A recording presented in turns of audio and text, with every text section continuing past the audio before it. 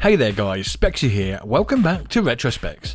This is the first video in a proposed series which aims to look a little deeper into the history of platform games, beginning with their origin and a few early examples, but also exploring the part that the European developers played in the evolution of the genre, looking at the early 8-bit titles that were the initial spark to a certain subgenre that reached its peak in the late 80s and went on well into the 90s and even early 2000s, the Euro platformer. So, firstly, platformers in general. Where did they all begin? Well, of course, like many other types of video game before it, platform games began their life in the arcades, and inevitably we find ourselves looking to Japan to find an answer to that question. However, which was actually the very first in the genre is a subject of some debate, with many plumping for Nintendo's 1981 coin-up classic, Donkey Kong, featuring a certain little mustachioed Italian carpenter. It's me, Jumpman! Perhaps not surprisingly. However, there was a game before that which definitely featured platforms, and that game was Space Panic, released by Universal 1 year earlier, in 1980. The game saw the character traversing the said platforms and digging ruddy great holes in them, attempting to capture the monsters that roam the levels without being eaten by them in the process. However, the game had no jump mechanic to speak of, instead solely relying on the use of ladders to move, well I guess we'll just call him Walkman, up and down between the different tiers on screen. Still a platform game? Well, it definitely heavily features them, that's for sure, and the name itself, platform game, which by the way had not yet been coined at the time, doesn't once mention anything about jumping. Even Donkey Kong was considered a climbing game by its creator Shigeru Miyamoto back then, and that itself featured ladders as part of the gameplay, much like Space Panic before it. So which was first? You know what? Fuck it. For once I don't actually care. They're both great and deserving of the title, so you decide. Now, aside from those two battling it out for first place, there were also a few other early examples of platform games that followed in the arcades pretty soon after during this era. Obviously, it goes without saying the fair few of those were Donkey Kong clones and bootleg hacks, due to its phenomenal success, such as Crazy Kong, Donkey King, Monkey Donkey, Kong Gorilla, and so on and so forth, you get the picture. Although we did have some originality in one form or another, take for example Jump Bug by US-based Rockola. The game certainly shares some of its mechanics with IRM's Moon Patrol, such as the automatic side-scrolling and a basic jump. But unlike Moon Patrol though, the jump here is much more of a bounce and also totally automatic. And instead of using it just to avoid the occasional crater, it saw you trying to land your little car on rooftops and even on clouds along the way, collecting bags of money whilst avoiding whatever the hell those things are. And all of it in a very platform-esque fashion. We also had Jack the Giant Killer by Cinematronics, taking inspiration from both Donkey Kong and other climbing style arcades. The game puts you in control of Jack, who must climb the beanstalk and navigate multiple different stages, each with its own different style, including one platform one, hence the mention here. The aim? Help Jack defeat the giant and rescue his true love, of course. And Space Panic wasn't without its fair share of clones either. Data East Burger Time, Aim Nip's Naughty Mouse, and Nintendo's Popeye also got released in 1982. Again, all of them more akin to the ladders and walkway style than anything else, with a few extra bits and bobs bolted on. And then we have Kangaroo by Atari, which definitely saw you bouncing and jumping around the levels trying to save your little Joey. This game encapsulates pretty much all of what you'd expect from a platform game. But as none of these so far were made in Europe, they don't exactly fit the bill for what this video is supposed to be all about. There is, however, one game which I did find. Bagman, developed by Valadon Automation of France and licensed for release by Stern, in which you control an escaped convict who has to navigate a mine full of gold set across a series of single screens, collecting as much as he can get his greedy little mitts on and piling it all up in the wheelbarrow at the top of the screen before making his escape, and all whilst avoiding the pesky prison guards. No jumping again here though, so if you're a platform purist looking for all the elements that you've come to expect from a more modern platformer, then you're likely going to discredit this game on the same grounds as you did with Space Panic. So let's move our attention to the home systems then, shall we? The very first example of a platform game that I could find on a home system comes in the form of an Apple II game, by the name Apple Panic, released in 1981 by Broderbund. And as you can see clearly here, it's just another straight up Space Panic clone, meaning that yet again, it would be instantly disqualified by many as not even being a platformer in the first place.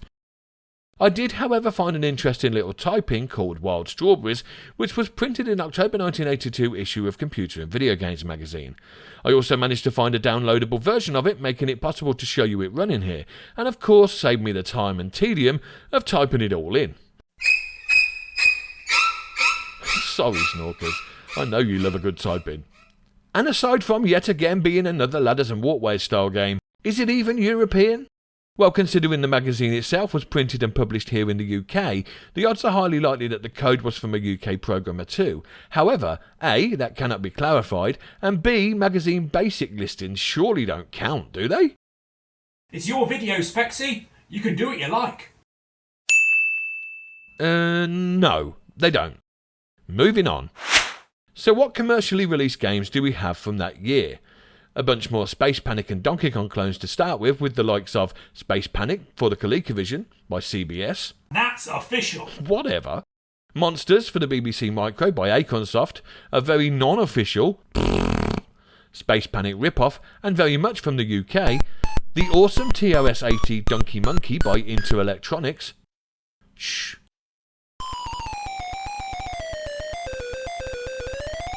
Ah, genius. Arguably?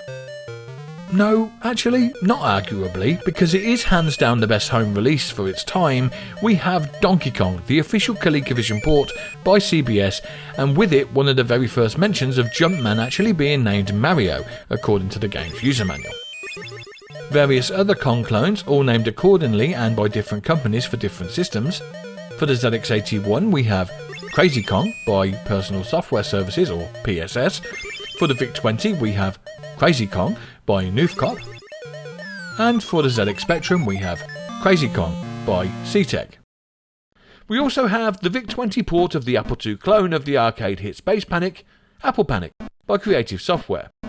And a couple that dare to be different. Firstly, on the Atari 8-bits we have Miner 2049er by Big 5 Software, and it definitely adds something extra to the mix in making it somewhat original, by the way of slides, lifts, crushers, loot collecting, and even a goddamn cannon.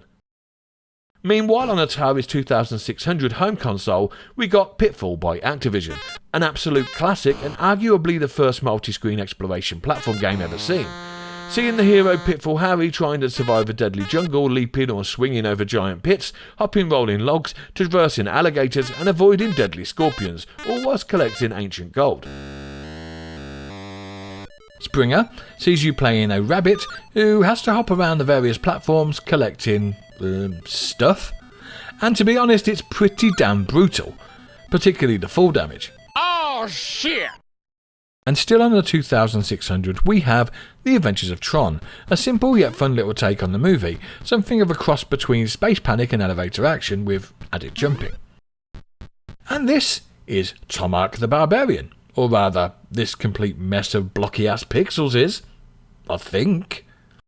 And this is definitely a platform. So all we need now is the ability to, whoa, calm your ass down my dude. Now if you find yourself really needing to play this game, and I highly suggest that you don't, then perhaps the ColecoVision version might be the one for you. The graphics in that are a little bit clearer, although it still has the annoying jump mechanic to deal with. The ColecoVision enters the fray with Smurf, Rescuing Gargamel's Castle by CBS, a rather cute but lacklustre title which I always found a little too hard for what was essentially a kids game. And Bobby Is Going Home was, a thing? I guess. Unfortunately. And Hard Hat Mac by Electronic Arts comes to Apple II, Commodore 64, Amstrad CPC and Atari 8-bits.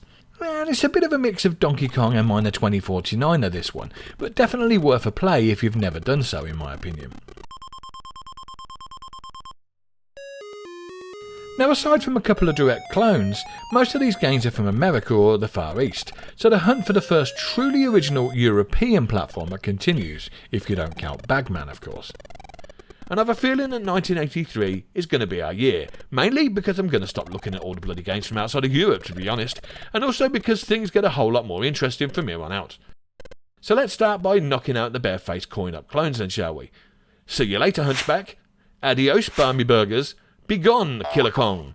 And now, what are we left with? Well, let's take a look, starting off with this absolute classic.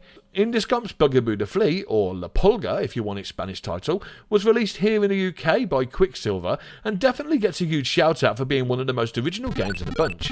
You must help the aforementioned Bugaboo escape the cave system by jumping onto ledges to reach the exit at the top of the map.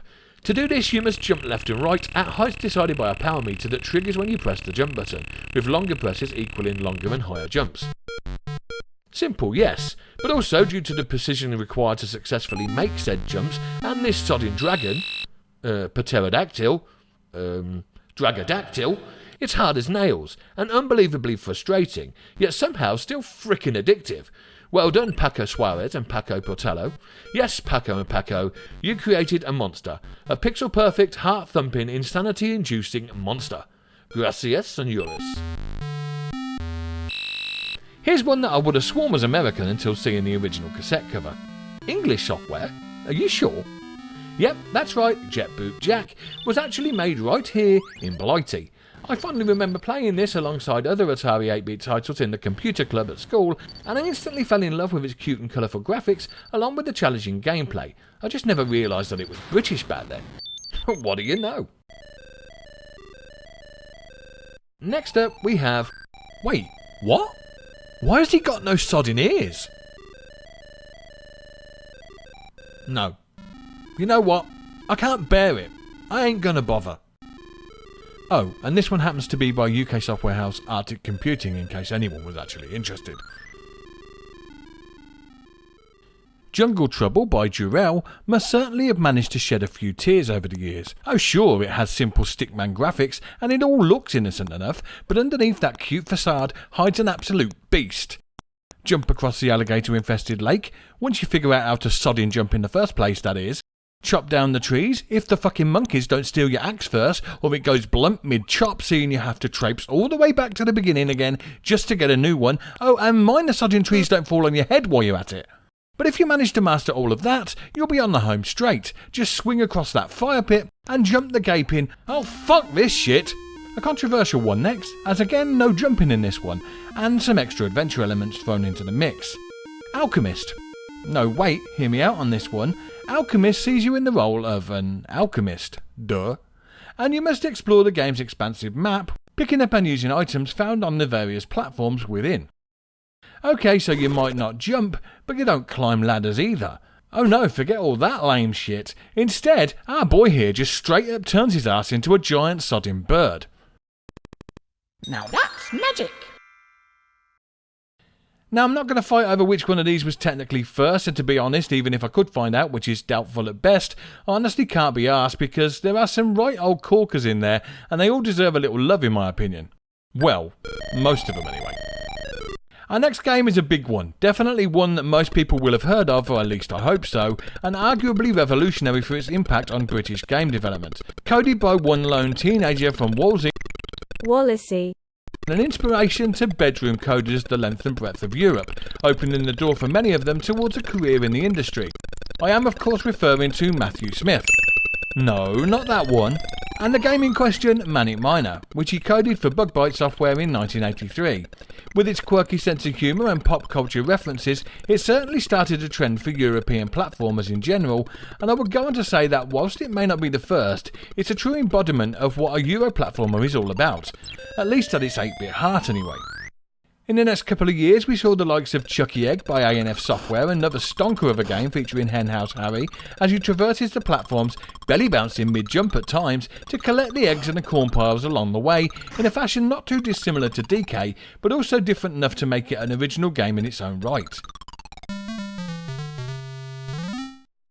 Automania by Microgem was a car-building platformer set in a factory overrun by deadly tyres and power tools. It was also the first appearance of Wally Week, who would later go on to more adventure-based titles such as Pyjamarama, Everyone's a Wally, and 3 Weeks in Paradise, all of which have platforming elements along with quirky British sense of humour.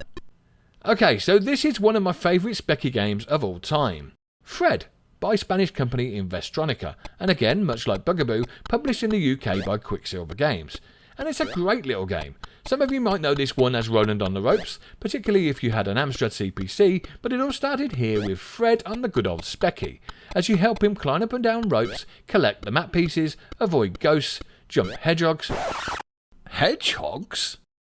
As he attempts to escape from an ancient Egyptian tomb with his spindly little pixel arms and legs intact. Awesome stuff. Cosmic Kanga by Micromania is a jump bug clone of sorts, but instead of a car this time, you take control of a fucking humongous kangaroo. Just look at him. Compared to those fire trucks and buildings, this guy is a kaiju.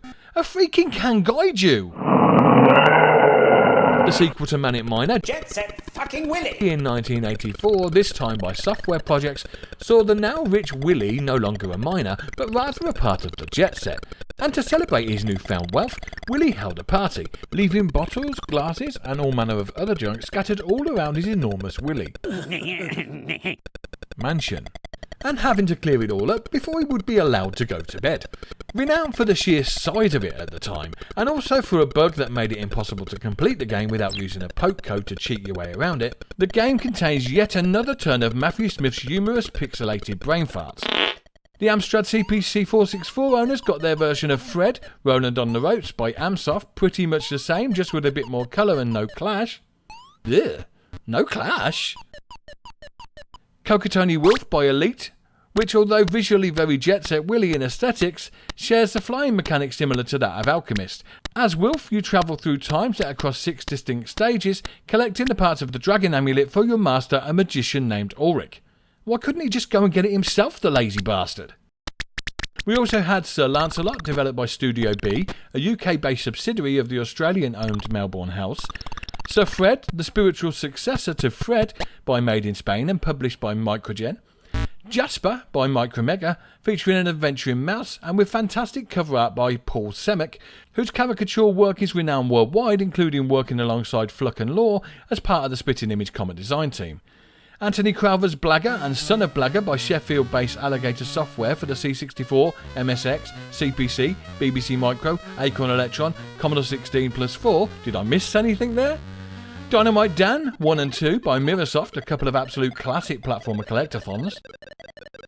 Wanted Monty Mole by Gremlin Graphics UK, starring a subterranean title Protag Monty, created by the company's founder Ian Stewart, and which was a satirical spin on the British miner strikes that were happening at the time of release. The series went on to include several sequels, including Monty on the Run, the C64 version of which featured an absolute killer tune by the amazing Rob Hubbard, Monty is Innocent, which actually wasn't a platformer, and Auf Wiedersehen Monty.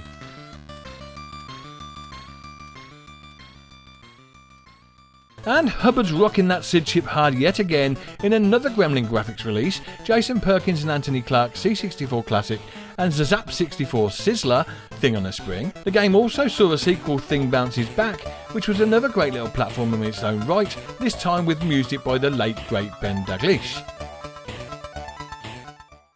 The absurdly difficult Abu Simbel Profanation by Spanish developers Dynamic on Speccy, Amstrad CPC and MSX, and the unquestionably beautiful yet very questionably awkward Underworld by Ultimate Play the Game, plus many, many, many more. So watch out for some future accompanying videos on the channel that might go a little bit more into detail with a few of those. So as you can see there, the platform genre certainly started to bloom over here, even through the supposed games crash. Imagine that. Oh, that's right, I don't have to. I lived through the whole damn thing and can safely vouch 100% that it wasn't felt here in the UK one little bit. And quite frankly, any US viewers or fellow YouTubers wishing to debate that fact can suck it! It is undeniably true, however, to say that thanks to the big N's pesky carpenter come plumber yet again, the genre itself took off like a skyrocket on a worldwide stage, both on console and in the arcades.